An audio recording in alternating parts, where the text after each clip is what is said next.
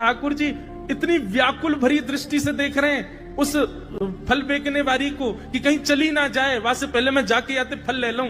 ठाकुर जी के उस रूप को देखते ही वो फल बेचने वाली वहीं रुक गई, देखने लगी सुंदर से ठाकुर जी। ठाकुर जी बाके सामने जाके खड़े है गए, उसने अपने फल की डलिया नीचे रखी।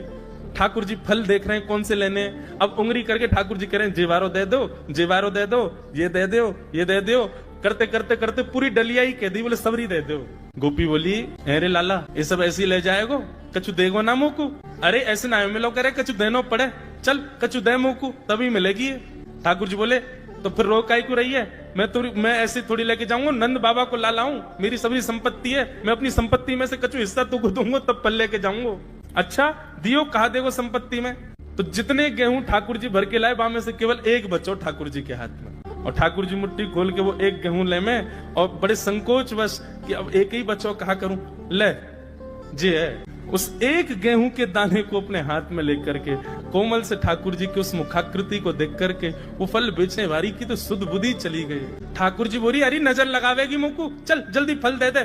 बोले फल दे तो दूं, लेके कैसे जाओगे, 4 आम के बराबर के तो तुम स्वयं हो, एक आम के ऊपर एक ऐसे 4 खड़े कर दूं तो इतने बड़े तो तुम खुद ही हो, कैसे लेके जाओगे। ठाकुर जी बोले बड़ी चिंता। तभी गोपी ने की अच्छा आओ मैं दूं, और ठाकुर जी के कछु फल तो कमरिया में बांध दिए, कछु पामन में बांध दिए, कछु हाथन में बाजू बंद बना के बांध दिए, कछु गरे में लटकाई दी। और ऐसे ठाकुर जी मटकते भये, उछलते भये, और बड़ो श्रम है रोए, उठा नहीं पा रहे पाम को, इतना भारी है कि पाम खिसक खिसक करके नंद भवन की ओर जा रहे हैं। इस रूप को जब उस फल बेचने वाली ने देखा, उसने अपनी फल की डलिया उठाई, और फल की डलिया उठा करके जब सिर पर रखी तो आगे चलते हुए नेत्र बंद हो गए। अब तो बस यही कहती जा रही है गोपाल ले लो, कृष्ण ले लो, माधव ले लो, मधुसूदन ले लो, गोविंद ले लो, नंद जी को लाला ले लो।